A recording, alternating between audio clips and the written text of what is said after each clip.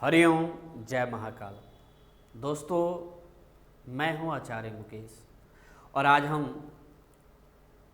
बात करेंगे होली के ऊपर। आज जब हम चारों तरफ रंगों की मस्ती देख रहे हैं तो मन में एक सवाल आता है, आखिर क्यों? क्या होली सिर्फ गुलाल उड़ाने और पकवान खाने का त्योहार है या इसके पीछे कोई गहरा राज छुपा है? आज हम उस कहानी की तह तक जाएंगे जो सदियों पुरानी है, लेकिन उसका संदेश आज भी हमारे जीवन के लिए उतना ही जरूरी है। चलिए भक्ति, विश्वास और रंगों के इस सफर पर चलते हैं। हजारों साल पहले की बात है। एक राजा था हिरण्यकश्यप। उसे अपनी ताकत पर इतना घमंड था कि उसने खुद को भगवान मान लिया। उसने चाहा कि पूरी दुनिया उसकी पूजा करे। लेकिन कहते हैं ना, जब अहंकार चरम पर होता है तो वहीं से अंत की शुरुआत होती है। उसका खुद का बेटा यानी भक्त प्रहलाद भगवान विष्णु का अनन्य भक्त निकला।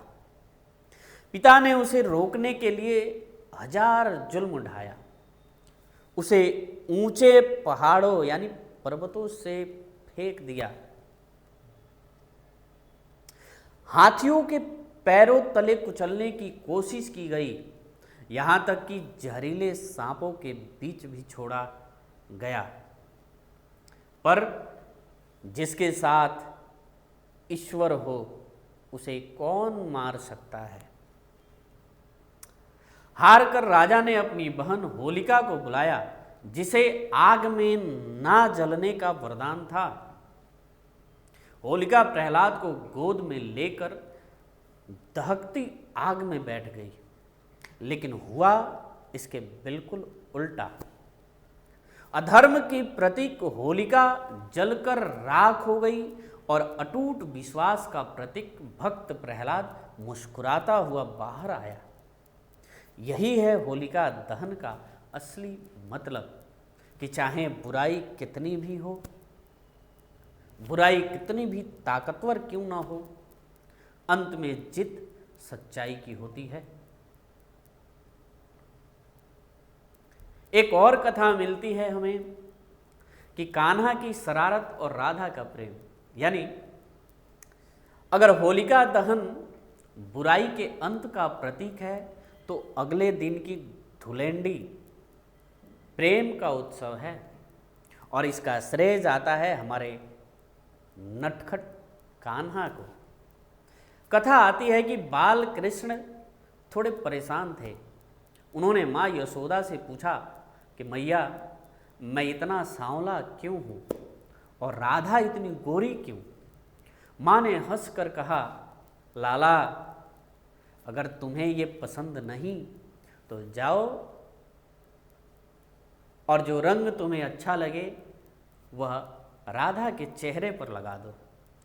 बस फिर क्या था, कान्हा ने अपनी टोली उठाई और राधा जी को रंगों से सराबोर कर दिया। ब्रज की वो शरारत आज भी दुनिया में रंगों का त्योहार बन गई। यह सिखाता है कि प्रेम में कोई छोटा बड़ा या गोरा काला नहीं होता। ब्रज की होली से याद आया कि आजकल देखने को मिलता है कि ब्रज में जो होली खेल रहे हैं लोग, हमारी माताओं बहनों के साथ जो शरारतें कर रहे हैं लोग, कितनी खराब है। यह ब्रज की परंपरा को धूमिल कर रहे हैं ये लोग। और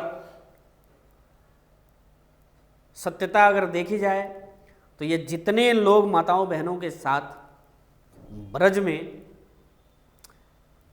उनके साथ शरारत करते हैं, शरारती हरकतें करते हैं, ये वहाँ के नहीं हैं। ये सभी लोग बाहर से गए हुए हैं वहाँ पे, और वहाँ के पंडा पुजारी बदनाम हो रहे हैं। तो मेरे भी आप सबसे प्रार्थना है कि देखिए, ब्रज की होली बहुत ही पवित्र है। अपने स्वार्थ के लिए, अपनी नीच हरकतों के वजह से इसको धूमिल मत करिए।